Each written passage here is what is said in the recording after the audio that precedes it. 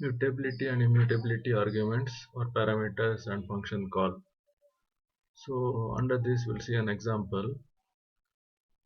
So here a def check function is there. So check function contains some parts. Then my value is defined outside 100. So program start executes from here. So value of main function is displayed, that is 100 is displayed. An ID of the value, so you can get the memory address or ID of a value using ID function, right? So ID of my value will give you the memory address. Similarly, check my value function. Now I'm calling the function check by passing my value, that is 100, to this function. So num will be 100. So then after displaying some stars, then value in function check is displayed, that is 100 is displayed, and ID, same ID is displayed now, right? Now number plus is equal to 10. So number is increased by 10. So number becomes 110. So we are displaying 110. Now just check the ID of NVM. So here it shows a different ID now because the number is changed. So it is stored in a different location, right? So the variable is just reference to the uh, value, right? Next, after the scope, it comes back to this, right? So here again you are displaying the my value and address of my value. Now we just check my value is 100 and the ID of it is the previous ID. So 110 is memory address is different from 100's memory address here, correct? So we'll see that more in detail. So mutability and immutability of arguments or parameters and function call. Under this, from previous example, we can recall the concept learned in class 11, that is Python variables are not storage containers, rather Python variables are like memory references. They refer to the memory address where the value is stored, right? Thus any change is immutable type data will also change the memory address. So any change to formal argument will not reflect back to the corresponding actual arguments. And in case of mutable type, any change in mutable type will not change the memory address of variable. We'll see that in detail. So we'll see this example where we pass list. Okay. So def update data. Update data is a function name here. So my list is a parameter. So it contains some lines. So in main part of the program, we have a list 10, 20, 30, 40, 50 are the list values. Print list. What happens? It just displays the list. Update data list one is passed now. So list is passed to the update data function. So we can also pass a list to the function, right? So here my list is taken as parameters. Print my list. Again you are displaying a list for I in range length of my list. That means so you are using a loop for loop here. The length of my list. So my list, how many elements are there? That will be the length of the my list. So I will take values from 0, 1, 2, 3 up to 1 less than the length. So my list of I, that means in the beginning my list of 0 plus is equal to 100. That means my list of I equal to my list of I plus 100. That means the initial value what we have, it is added by 100. That means 10 becomes 100, 110.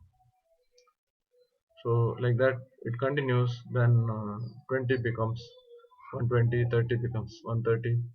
So like this till the end of the length.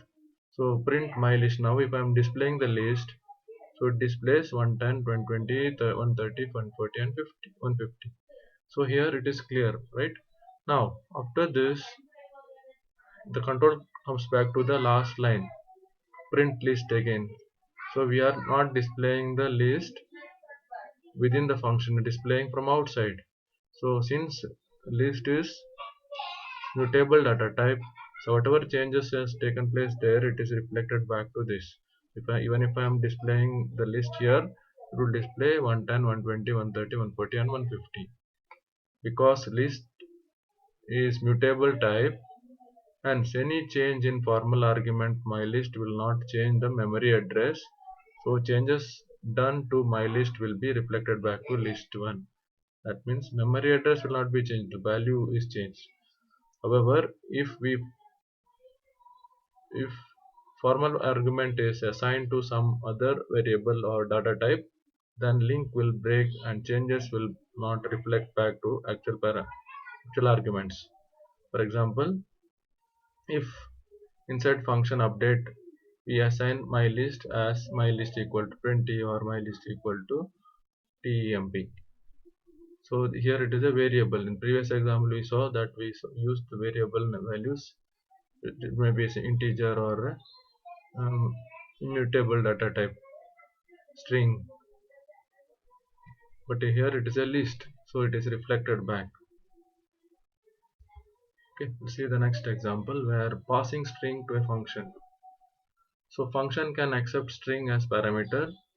As per Python, string is immutable type, so function can access the value of string but cannot alter string.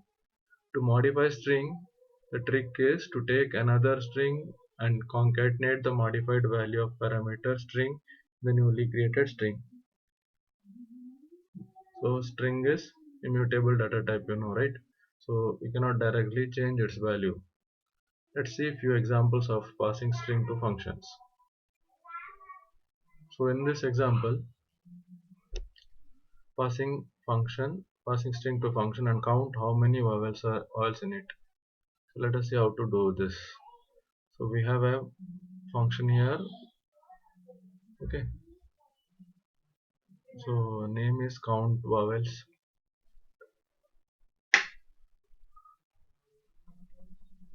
So within the functions you have some lines, and outside msg equal to input enter any string. So program start executing. Here it was for the string. C equal to count vowels of message. That means the message is passed to the count vowels function. So msg is found. Whatever you entered is passed here. So count equal to 0. So initial value of count is 0. Vowels equal to a, e, I, o, u is defined here. For s in str1, so what happens? S will take each element of the string one by one. Okay, it is assigned to S. If S dot lower in vowels, what it means? S is each character of the string what I am entering one by one. Dot lower converts it to lowercase. In vowels is already defined here. A, E, I, O are the vowels. So whether each character what I pick up from the string is vowel. If it is a string, then it will keep count. Count will be incremented by 1. So this will be repeated till all the strings from the first, all the characters in the string from first to last. So we will come to know the number of vowels. After that, return count. So it returns the count value back to this.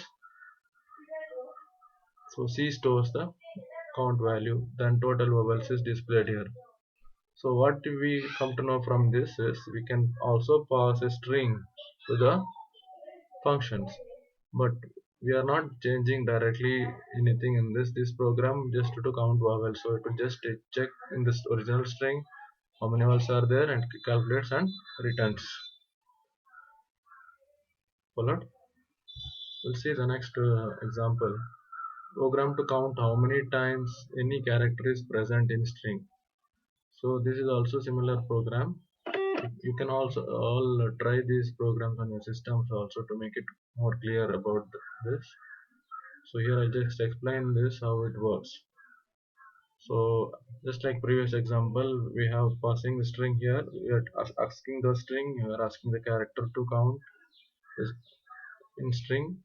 So count character. We are passing msg comma ch. Msg is a string, and which character I want to count, that is I have entered as ch. So both the things are passed here as arguments. So here it is accepted for s in str1. So s will take one by one character, and you just have to check whether it is ch. So if s equal to ch, count plus is equal to 1. So whenever it is matching, so each character of the string is taken, and whether it is ch, that is ch is nothing but the character what you want to match. So each time it is checked, and if it is matching, count value is incremented and returned the answer back to this. So here after this, C stores the total number of characters. If C equal to 0, we are displaying that sorry, character is not present in this message. Otherwise, we display the total number of occurrences, how many times it is present. This is also similar to the previous example. So here there is one more example. Sometimes this kind of question will be asked like output questions. So program to jumble the given string by passing it to function using temporary string. So instead of asking jumbling string, they will give you the program and ask you to write the output. So let us see how this works. So you are entering a string here, msg equal to jumble msg. That means whatever string you are entering, that is passed to the jumble function. So in that there it will be taken as str1. So str2 is defined with the empty string. Count is defined as 0. For I in range length of the string, so I will take the values one by one, 0, 1, 2, 3, like this up to the length. If str of 1 of I dot is lower, that means the character in the string one by one, the first character, whether it is a lowercase. If it is a lowercase, then what we are doing is another string 2 plus str of I dot upper. So that means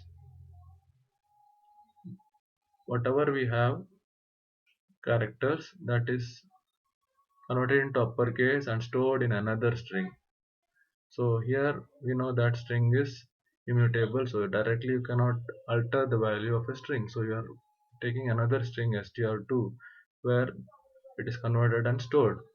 Similarly, otherwise, if it is a uppercase, you are converting to lowercase. So if it is a lowercase, you convert to uppercase. If it is uppercase, you convert it to lowercase. If it is a digit, then you are adding an asterisk. Otherwise, any other character, you are adding an at symbol. So here this loop will continue. So here main thing what you need to understand is str1 is a string, original string. I cannot change the original string since it is immutable. So we are making an empty string, then one by one character from the original string is compared and it is converted uppercase or lowercase, or the characters required one by one and stored in str2, then it is returned to the main function and displayed. Followed? So we have seen how to pass the values to the how to pass strings to the function. Now let us see an example for passing list to functions. We can also pass list to any function as parameter. Due to mutable nature of list, function can alter the list of values in place.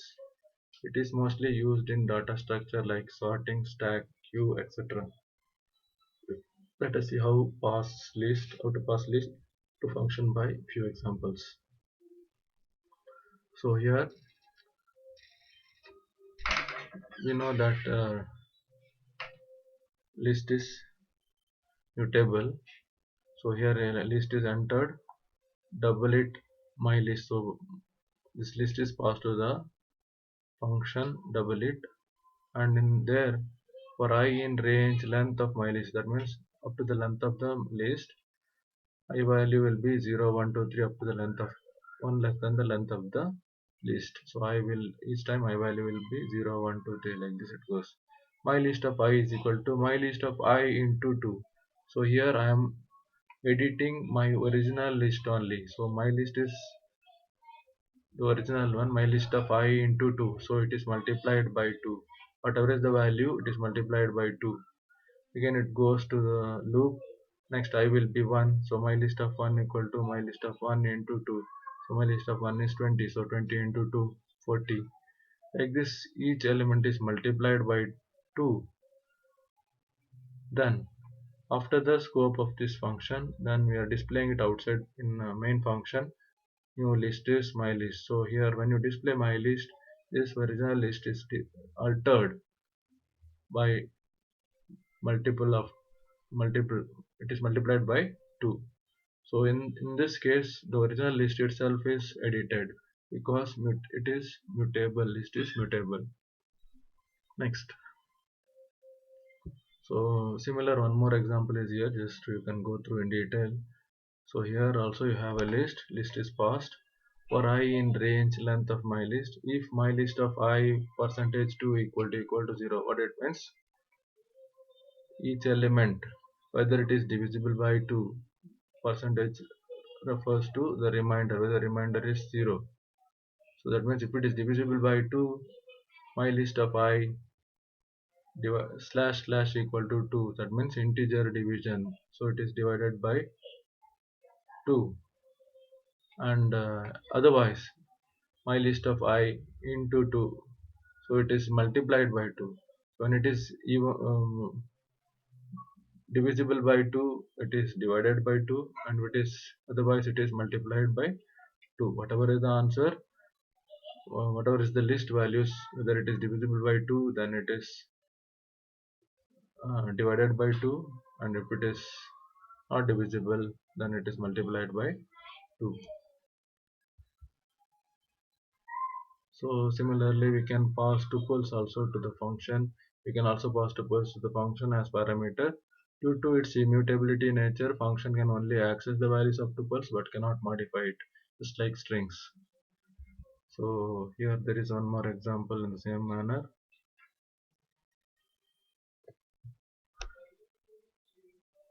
So you're asking the number of how many numbers, you will enter the numbers in range 1 by 1. So my tuple is defined, my tuple open bracket close bracket, that means it is a tuple, right? So you are adding each number whatever is entered to the tuple, then you are passing count even odd, you are passing the values of my tuple to count even odd function. So control will be transferred from here, my tuple is accepted here, then according to the conditions, so one by one element will be taken from the tuple and it checks whether it is divisible by 2, and if it is divisible by 2, you are adding count even plus 1, you are adding the count even by 1. If it is not divisible by 2, then odd value will be incremented by 1. So add odd and even is calculated, then it is returned to the function from where it is called. So e count will hold the values of the tuple, that is even and odd. If you want to display that even and odd values, e count 0 will tell you the first values, that is even values. If you want odd values, e count of 1. So 0 1 like that, it will take the index value of e count variable can be used to display the each element of the tuple. So just like a list, we can also pass the tuple, but only changes cannot be done in original list, original tuple, but that can be changed in the list. So as per the previous example, this will be the output.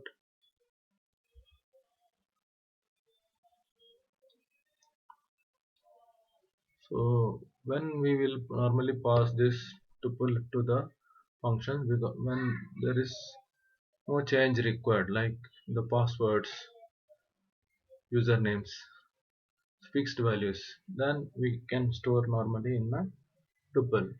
So here there is an example to perform login operations in a program. So username is fixed as admin, system and guest. Password is fixed as admin 123, manager and guest. So you are displaying a print message. Then you are asking the username and password from the user. Login check function is called by passing username and password. Okay. So username and password along with the UP, that is user entered username and password. So here username, password and user entered input and password is accepted. So new variable is created, index and password. If input user in users, that means so whatever the user input user is nothing but the user entered a username, whether it is present in users is nothing but the user defined by in the program. It checks that first. Similarly, index equal to users dot index of input user. If it is present user dot index of user input, so that is will be stored in index. Similarly, password equal to passwords of index is stored. If password, if user is matching, then it has to check the password, right? So if password equal to input password, we are just comparing this user input and the password, user input password and the passwords stored, whether it matches. If it is matches, then login successful, otherwise display mm, invalid password. So you're returning it, and returned value will be stored there in as a response, then print the response. So various ways you can use it, but here the main thing we wanted to show here is how a tuple value can be passed to the function and operated. So these are the sample outputs for this. Next is passing dictionary to functions. Let us see how can we pass dictionary to functions. So Python also allows us to pass dictionary to function. Due to its mutability nature, function can alter keys or values of dictionary in place. So here it is mutable. Again, we know that list and dictionary are mutable data types, so it can be changed. So passing dictionary to function with list and stores the value of list as key and frequency of number of occurrences as values. We'll see this program. So you have a list here, my list, with values of integers, d equal to open bracket and close bracket, flower bracket. So it is a dictionary. So empty dictionary is defined here. Frequency count, for passing the list and the dictionary to the function now. So that is frequency count function, which takes argument of a list and a dictionary. For I in my list is nothing the list. So I will have each element of the list one by one. If I not in myd, that means whether I is nothing but each element of the list, whether it is present in the dictionary. If it is not present, then myd of I equal to 1. What it means? MID is nothing but a dictionary of I. So I is the index. So what happens in new dictionary? In the dictionary, this element will be count of this element will be stored. Are you following? So recall the things what you learned in class 11, how dictionary is used, how to assign value to a dictionary.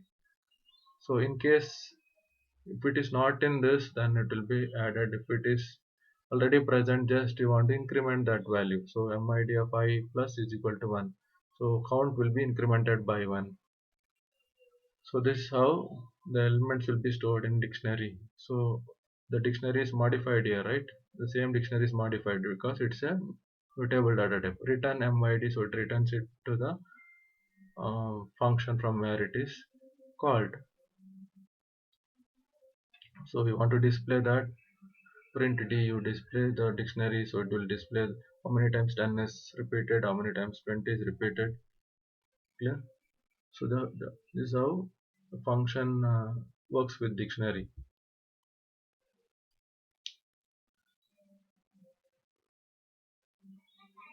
To show more on this, there is one more example here. So here a dictionary is defined in the beginning, roll number is a key, roll number name and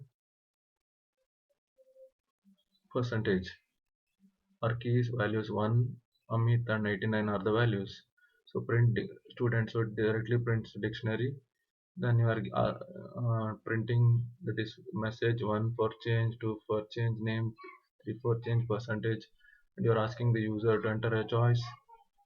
So choice will be entered by the user, it is stored in choice. Key equal to none, we'll see that what is key. So default we are creating a none. If choice equal to 1, that means if option is 1 is nothing but entering the change roll number. So you are asking the roll number to edit.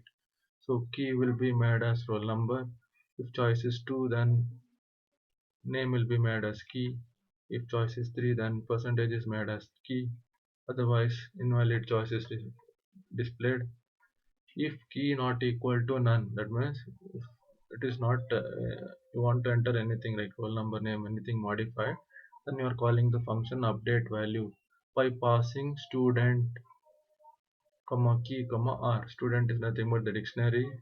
Keys, it may be a PR, it may be a name or roll number, or R. What is R? R is the input, whether it is a name or percentage, right? So it is passed to the function. So similarly here it will be taken as arguments. So my d of key equal to name, that means my d is a dictionary. So dictionary, this key value is stored and it will be assigned name. So my d of key equal to name, so name is assigned to my d of key.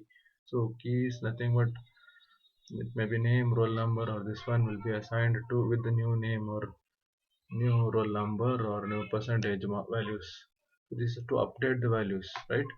So after this, the stored dictionary values can be changed by these options.